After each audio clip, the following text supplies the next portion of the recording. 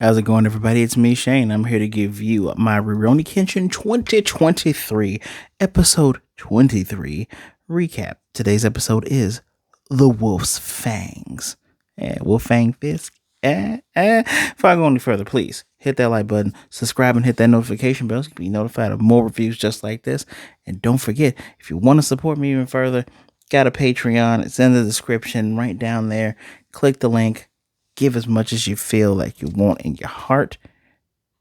And just you being here means a lot to me, regardless of all of that. So, I know I'm behind because our first season is technically over. Episode 24 is already out. I was right. I think I called it. I think I said we're going to get at least 24 episodes in this because we're going on to the Kyoto arc. This stuff is so good. So good. So, I don't know how to review this one. I don't want to do a play by play of the episode, but I do want to do. I guess so much cool stuff that happened here. Just man, Kenshin and his fights. Let's get the elephant out of the room first. The Akamatsu fight when he was tied up with the chain, got slammed around 6 times. Apparently, he was able to block them or defend from all 6 of them. When he was thrown into the last one, landed on his feet.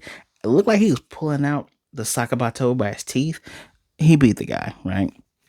And even Saito said later that a nobody like him can't even count as an underdog. Basically using him to test out how strong Kenshin is, because obviously the Hikitori Batosai could have killed that guy in seconds, right? But the only ones that would understand the might and ferocity of Hikitori Batosai or Batosai would be the Shinsengumi themselves. Funny that Yahiko gets home, and I thought dude was gonna kidnap him. No, no, no, no. He didn't kidnap him. He just said, "Yeah, I'm Goro Fujita. I'm a officer. It's Kenshin Himura here. I'm a some people been looking for him. Able to easily fool them. Get in there. Wait for Kenshin to get back. And once Kaoru meets Kenshin, because obviously she's worried. Little joke about Sano being dead, but Sano wasn't dead. Thinking that it's a force of people that are attacking him. No, no, no, no, no. This is just one guy from 10 years ago in the past. Someone who he's fought several times. I'm sorry. And boy, when he gets there and lets the cat out of the bag, no, that's Saito Hajime, the captain of the third unit of the Shinsengumi. I think I mentioned the last review. Shinsengumi are just basically cops of that era, super glorified, like with many things that are romanticized with Japan, right? Actually, like anything that's romanticized, like gunslingers are romanticized. You have your romanticizing of Billy the Kid and people like that, right? But you got to remember, with all the romancing and fantasizing about samurais and gunslingers and things like that, people did lose their lives. People were, unalived. I guess I can't say the K word, even though I'm not monetized yet. People were unalived, taken out. Uh, it's a part of history that you look back on. You always have to take the bad with the good. All right, you take the bad with the good, and you respect what has happened. But you sometimes you get fun stuff like this built around history. I mean, you really think there were people moving at supersonic speeds fighting in the land of Japan during the Civil War? No, they were fighting, and there were people who were better than most or luckier than most and survived. But yes, I digress. Tells him who he is, who he really is, and the fight they have is great. Now, I don't know if I should talk about the fight or talk about the war of the words. So let's intermingle them. I still can't believe it's called the Wolf's Fangs, Wolf Fang Fist. But anyway, so Saito talks about how Kenshin's basically weak. This Rurouni that refuses to kill. Hikitori. How can you protect anybody without killing somebody? And apparently, you forgot the oath. Evil. Oh God. Oh God. Goodness gracious. He said something. Where was it? It's something about evil. I think it's called evil eradicated immediately. I don't want to be wrong on this. That's why I'm basically that's why I'm searching for this right now. Yeah. Evil immediate slaughter was what he says, which basically evil must be immediately slain. That's something that both the Shinsengumi and those revolutionary samurai, that's a thing that they all agreed on, right? You're on opposite sides, but you believe that evil should be swiftly dealt with. I mean, Saito Hajime, the Akamatsu had Kenshin thinking that he's an assassin like Jine and himself, because the rumor has it Saito was the one that did a lot of the assassinations on other Shinsengumi in terms of disciplinary actions. Meaning, you go AWOL, we send them the wolf after you. You look like you're gonna betray, we're gonna send the wolf after you. And that's, Kenshin said, I thought you would be better than that. And this is the mini war of the words before the clashes, because the words that are spoken during the clash, mwah, love it. Gotta love it. So, Saito again, it is very apparent, and I love the fact that Kaoru is. We hear Kaoru's words because she is so worried about Kenshin going back into being Batosai. Like she's seeing him go away, and I won't lie. I did see some comments before about this, like people calling her annoying and the worst character and blah blah blah. She's better than the old one. If my memory serves me correctly, and I haven't seen the old one since, good lord, 2002 maybe, if that, maybe 2001, but I haven't seen it since 2002. That Kaoru was also worried about Kenshin returning to the manslayer and not returning the person that she likes and cares for, right? So yeah, the drama here is upped up. It's supposed to give you the stakes. The stakes is the more he's fighting this guy, the closer he gets to going back on that oath and becoming the person who he doesn't want to be and his friends and family don't want him to be. That is the weight behind this. I get it. It's not for everybody. It could be annoying. I did find her a tad bit annoying. Like she tugged on the man's coat and he just still went forward. It's like, you were warned. Like when Sanosuke woke up and said, yeah, no, our voices aren't going to reach them. The only person that could be able to stop them is someone that fought in the Bakamatsu era, because they're not fighting in the Meiji era. And I like that Sanosuke is able to make that distinction, because Saito told him, yeah, your punch is good for this era. I can see why you're, like Mr. Street Fighter, man. Yeah, back then that wouldn't have cut it though. And it does have a lot to do with the conviction of men, like your will. What are you fighting for? If you're fighting for something beyond yourself, a lot of those people push forward, at least in this, this fictitious Japanese world. Yes. Now back to the war of the words before the clash. Kenshin promises up and down he's not going to return to that, but like Kaoru said, in her mind, of course, it's very apparent that he's been following him for a long time. Like he talked about Gina. He mentions, yeah, but look where all of Kenshin's non-violent ways have gotten him. Man, that sounds very familiar. Look where all his non-violent ways have gotten him. His loved ones have been captured several times. Gine got Kaoru. Megumi got captured by the Oniwabanshu. And he mentions Raijuta. He's even Raijuta. You let him do a mortal wound, stopping Yutaro from being able to be a samurai on the right hand. He used left, but on the right hand. And Kaoru's like, he must have been following him for a long time, because the Raijuta thing was never reported to the police. And the funny part is, Saito in his mind says, yeah, ever since he's been in battle after battle after battle, and each time he gets closer and closer to being Batosai. It's like it taps into him. And it does test this theory. But he makes a really good what's the word I'm looking for? I guess not plea, but a good argument, right? Kenshin, each time those major battles happen, you had to get back someone that was taken. And Saito says, I've been here this whole time you were out fighting Akamatsu. I could have killed them whenever I wanted to. You're soft. And you get, Yahiko going, hey, at least throughout those whole events, no one lost their lives, no one was hurt. And I want to point out that the Oniwaba and Shu got reduced to just one dude. Got reduced to Aoshi Shinomori. I'm just saying, people did die. Yahiko, you were there, but I don't think you remember. Maybe you don't count them, but people did. They were, yeah, just, yeah. But then the clash happens. It's, you know, and it's so good. The cinematography, and I'm saying this for an anime, cinematography was so good, guys. Especially the camera pan. And I'm getting, if you've watched enough, I guess, modern anime, it gets so good that you can tell where the 3D spots are, where the characters are placed in these 3D spots, even with like something like Demon Slayer. Uh, I use that as the example because the camera pan shot showing the back of Saito, and then Kenshin and Kaoru as this not a soliloquy, because initially it's a soliloquy, but it's this conversation is going on. So well done.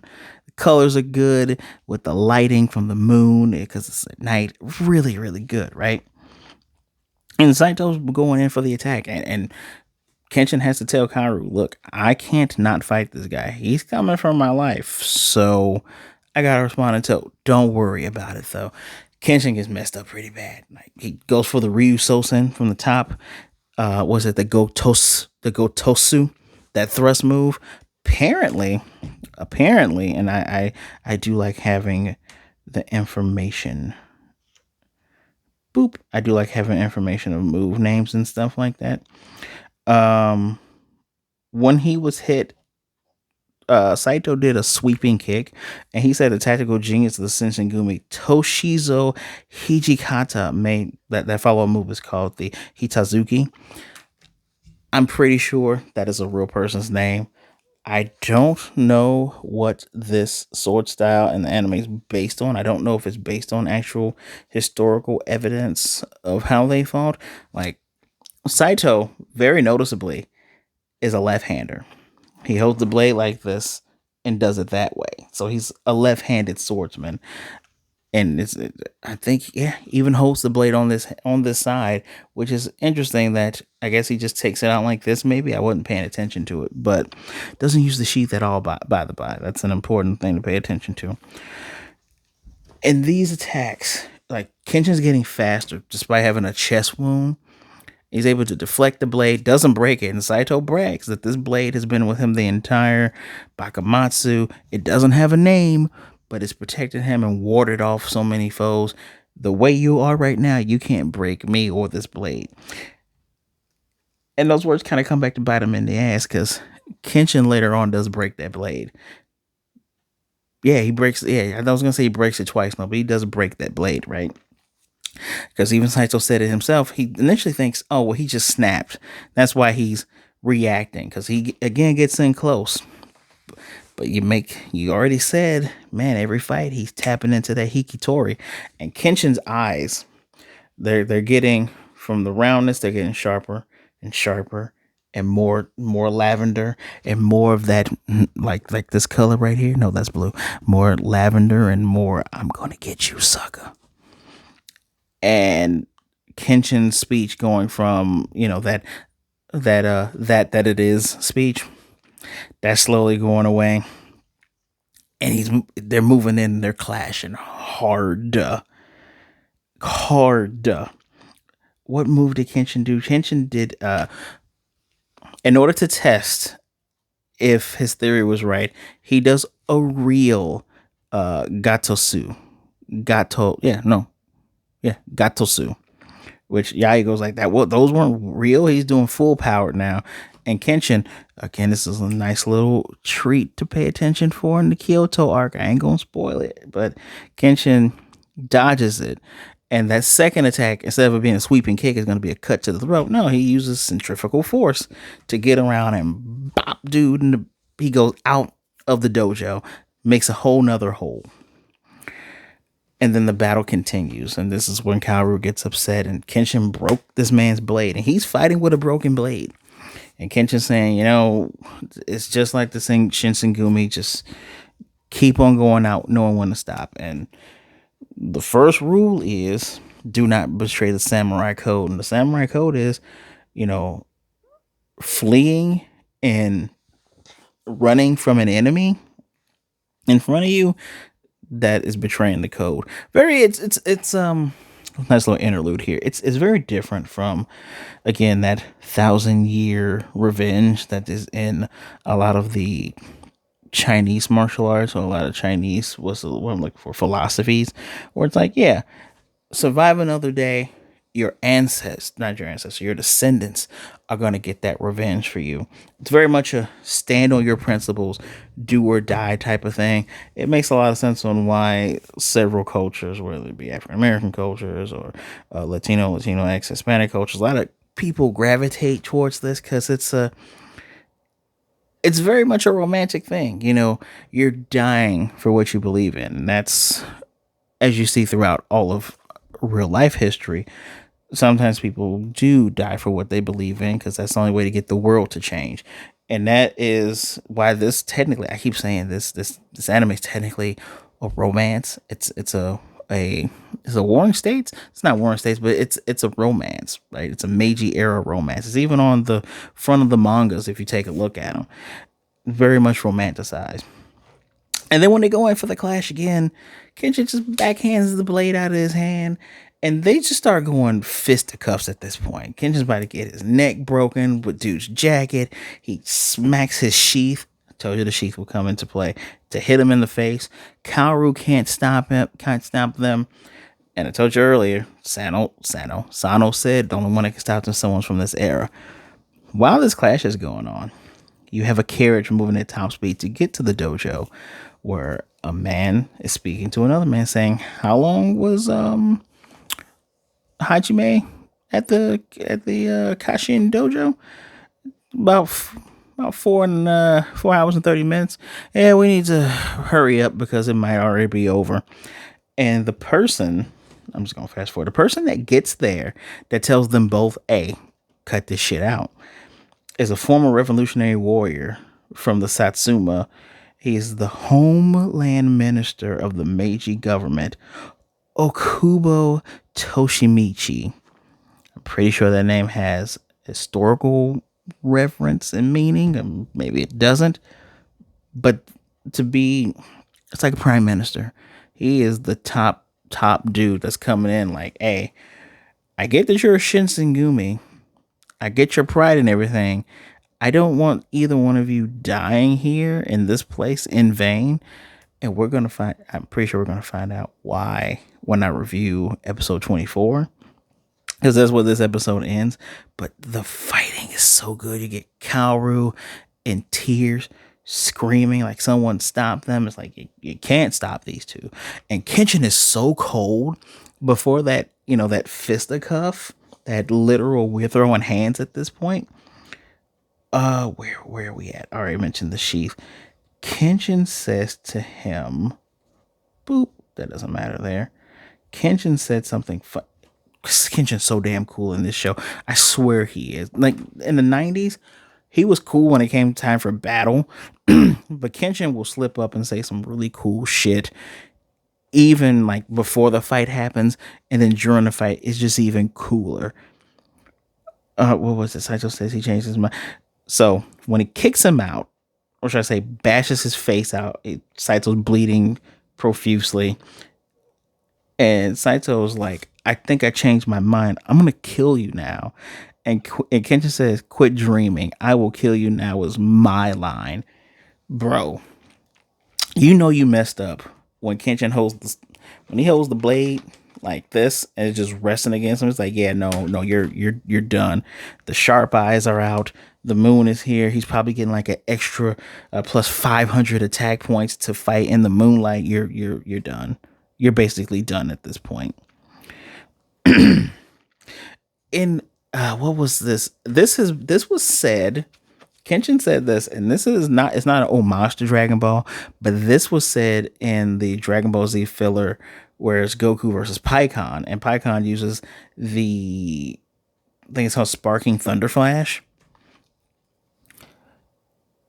Kenshin mentions him. Look, it doesn't matter how amazing the Gotosu is. If you show it to me 4 times in rapid succession in a short period, even an idiot can find a way to get out of it. And that's kind of true. Like the narrator, I forgot that Mr. Narrator says something. He says, Mr. Narrator says, in actual duels to the death, it is extremely rare to come across the same enemy twice because most duels, then, when you're in the Revolutionary War, are fights to the death. So, therefore, if you have an attack that would definitely kill the opponent, all other small tricks become pointless. And we get the, what is it? We get a flashback of when Saito used that straight blade that broke against Sano. So what you do is you thoroughly brush up on your best attack to evaluate and absolutely make sure you get a killing blow. That is the strength of the Shinsengumi, not group attacks. It makes a lot of sense, right? If you have a pretty strong technique, and this is a duel to the death, you do your move, you make sure you do it correctly, and you hone that move. Sure, he had extra tricks like the heat, what's it called? The Hitazaki, the Heat to, where am I at here? The Hitazuki, which, no blind spots or anything like that.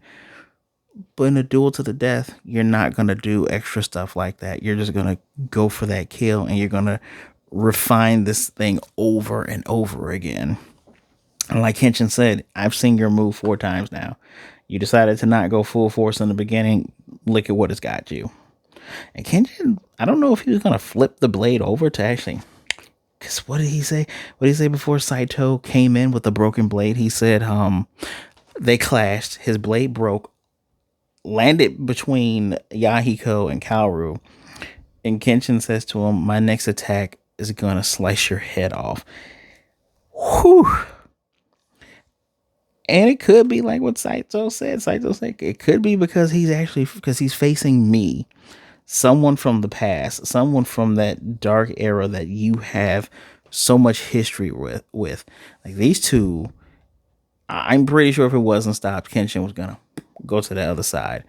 And maybe because when Kenshin fought Gine was from that era, but he wasn't someone that Kenshin clashed with before. Maybe if Gine had been Saito, maybe Kenshin might actually finished and gone through with it, and then Kaoru would have been like, "Oh no!" But who knows? I've been waiting for this from each of my Rurouni Kenshin 2023 reviews. You know how much I love the character Saito. He's the big three of this. It's Well, I feel bad for Sanosuke, but it's Kenshin, Aoshi, Saito, and then you get little Sano coming over there. He's there. He can fight the dudes that are just right below these guys. But yeah, that big three, so damn cool, and I'm pretty sure they've inspired other characters from Sword animes, probably even from Bleach and your Demon Slayers. But yeah, I've been waiting for this. This episode for me gets a 4 out of 5. This little sidebar. Someone, was it Angry Joe? Now, Angry Joe does video game reviews. Angry Joe says you got to stand on your reviews and don't do points. Shut up. I'm giving this a 4.5 because the only thing that kind of threw me off was like the Kaoru parts. It's like, I know you're doing it for a dramatic effect to show us that he's gonna die. That's the only thing that was throwing me off a bit because I've seen something like that before. But this was really good. Like, this is damn near perfect. You know what? I'm gonna be wishy-washy and change my mind again. I'm giving this a 5 out of 5 because I greatly enjoyed the fight. I kept rewinding, not just to take my notes, but because that was some really cool, amazing stuff going on. You don't see a lot of characters doing doing that old move there. That's, if you see me do any pictures at cons with blades like that, I'm doing it because it's Saito. It's so dang cool. I think the only other character I can think that does something like that is Haomaru from Last Blade, or SNK versus Capcom 2. He does his moves like that. So cool. Another character does their moves like that too. I just can't remember who it is. Might be Kojiro. I think Kojiro does his moves like that. I digress. Great episode. Can't wait to review, the end of this season, but it's been such a good ride. I'm glad that this got a reboot. This actually makes me feel a little bit better about One Piece getting a reboot. If they, again, you make it great like this, and it's done by Studio Wit. It's gonna be done by Studio Wit, who does Spy Family. So you make it great like this. You cut out all the fluff, throw that shit in the ocean, and something like this or 1,000 Year Blood War. I'm actually looking forward to it now. Imagine that. Please let me know what you think in the comment section down below. I would love to hear from you. Be good. Be blessed. Hit that like button, subscribe, and hit the notification bell to be notified of more videos like this. And don't forget, you want to support me even further, Patreon is in the description as well. I hope you had a Merry Christmas. You have a safe and wonderful New Year's Eve. Be good, be blessed. Wash those hands. Be good to yourselves, be good to others. Either way it goes, please don't be a jerk.